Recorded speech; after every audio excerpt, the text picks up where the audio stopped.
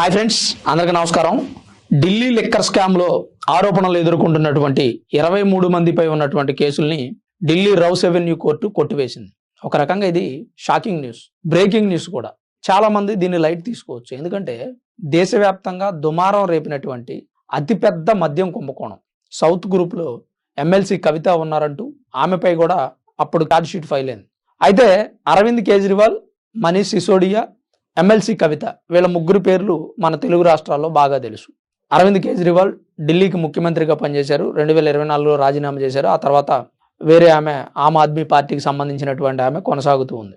ఢిల్లీతో పాటు పంజాబ్, హర్యానా, గుజరాత్ లాంటి రాష్ట్రాల్లో ఆమ్ ఆద్మీ పార్టీకి మంచి ఓట్ బ్యాంక్ ఉంది. అక్కడ ఆ పార్టీ మంచి గుర్తింపు పొందింది. అరవింద్ కేజ్రీవాల్ స్టార్ట్ చేసినటువంటి 2012లో స్టార్ట్ చేసినటువంటి ఆమ్ ఆద్మీ పార్టీ ఆ తర్వాత ఢిల్లీ గద్దెనెక్కింది. ఢిల్లీలో ముఖ్యమంత్రిగా గెలిచారు. 2024లో అయితే మంచి మెజారిటీ 62 అసెంబ్లీ స్థానాలు గెలుచుకున్నారు. 8 స్థానాలు బీజేపీకి వచ్చినాయి, కాంగ్రెస్ 0. అయితే ఆమ్ ఆద్మీ పార్టీ ఇండీ కూటమిలో భాగమైంది. ఇండీ కూటమిలో ఆమ్ ఆద్మీ పార్టీ ఉండడం వల్ల రాహుల్ గాంధీ తర్వాత అరవింద్ కేజ్రీవాలే ఇండీ కూటమికి నాయకుడిగా వ్యవహరిస్తారు అనేటువంటి స్పెక్యులేషన్స్ అప్పట్లో స్ప్రెడ్ అయ్యాయి. ఎందుకంటే అతను అంత ప్రభావవంతుడైనటువంటి రాజకీయ నాయకుడు. స్వతహాగా ఒక పార్టీ పెట్టి ఢిల్లీలో 2 సార్లు అధికారంలోకి రావడం అంటే సాధారణమైన విషయం. సుమారు 2014 నుంచి ఇప్పుడు ప్రజెంట్ కూడా ఆమ్ ఆద్మీ పార్టీనే కొనసాగుతుంది. మరి అంత పవర్ కలిగినటువంటి, అంత ఫాలోయింగ్ ఉన్నటువంటి రాజకీయ నాయకుడు ఒక మద్యం కుంభకోణంలో ఇరుక్కొని పదవికి రాజీనామా చేసి జైలుకు వెళ్లడం, తర్వాత బెయిల్ మీద బయటికి రావడం, ఆ కేసును ఈరోజు రౌస్ అవెన్యూ కోర్టులో విచారణ జరగడం,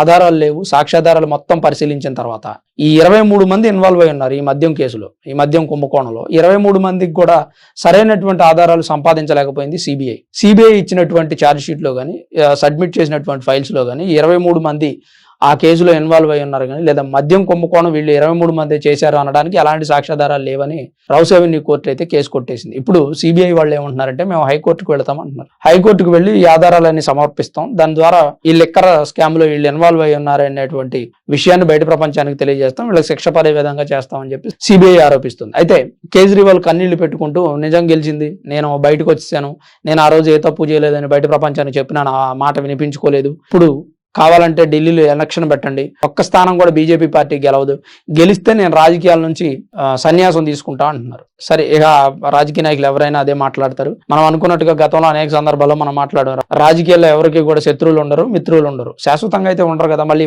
ఇవాళ శత్రువులైనా రేపు మిత్రులు అవుతారు, మళ్ళీ ఎల్లుండి మళ్ళీ కలిసిపోతారు. ఇట్లాంటి పరిస్థితి అనేక సందర్భాల్లో రిపీట్ అవుతూనే ఉంది. రాజకీయాలు ప్రజలకు చెబుతున్నటువంటి గుణపాఠం తప్ప రాజకీయ నాయకులు ఎలాంటి గుణపాఠాలు నేర్చుకోరు. అయితే తెలంగాణలో ఎమ్మెల్సీ కవిత వేరే పార్టీ పెట్టే ఆలోచనలో ఉన్నారు. ఎమ్మెల్సీ కవిత పార్టీ పెట్టడం వల్ల ఎవరికి పెద్ద దెబ్బ అంటే బీజేపీ పార్టీకి కాదండి, కాంగ్రెస్ పార్టీకి కూడా కాదు, బీఆర్ఎస్ పార్టీకే దెబ్బ. ప్రాక్టికల్ గా ఆలోచించండి. కాంగ్రెస్ పార్టీకి ఉండేటువంటి ఓటు బ్యాంకింగ్ ఉంది, అందుకే వాళ్ళు గెలిచారు. బీజేపీ పార్టీకి ఉన్న ఓటు బ్యాంకింగ్ ఉంది, అందుకే ఆ గెలిచినటువంటి ఎంపీలు కూడా గెలిచారు, ఎమ్మెల్యేలు కూడా గెలిచారు. అధికారంలోకి రాకపోయినా వాళ్ళకి ప్రత్యేకమైన ఓటు బ్యాంక్ ఉంది. కానీ బీఆర్ఎస్ పార్టీకి ఉన్న ఓటు బ్యాంకు చీలిపోవడానికి కారణం ఎమ్మెల్సీ కవిత గారు. ఆమె పార్టీ పెట్టిందంటే బీఆర్ఎస్ పార్టీకి అంటే కేసీఆర్ కి, కేటీఆర్ కి ఉన్నటువంటి ఫాలోవర్స్ ఎవరైతే ఉన్నారో వాళ్ళు కొంతవరకు ఎమ్మెల్సీ కవితకు కూడా ఉన్నారు. వాళ్ళలోనే ఎమ్మెల్సీ కవితకు కూడా ఆ ఫాలోవర్స్ వెళ్ళిపోతారు. ఈవిడ పెట్టినటువంటి పార్టీ, అందులో ఇప్పుడు కోర్టు క్లీన్ చిట్ ఇవ్వడంతో ఈమె ఏ తప్పు చేయలేదు, మద్యం కుంభకోణంలో ఏమి ఇన్వాల్వ్ అయ్యలేదు అని ఇంకా సానుభూతి పెరుగుతుంది. ఈమె పెట్టినటువంటి కొత్త పార్టీకి ఇంకా ఓటర్లు పెరుగుతారు. వీళ్ళు చేసేటువంటి ప్రచారం కూడా అంత పెద్ద ఎత్తున చేస్తారు. అప్పుడు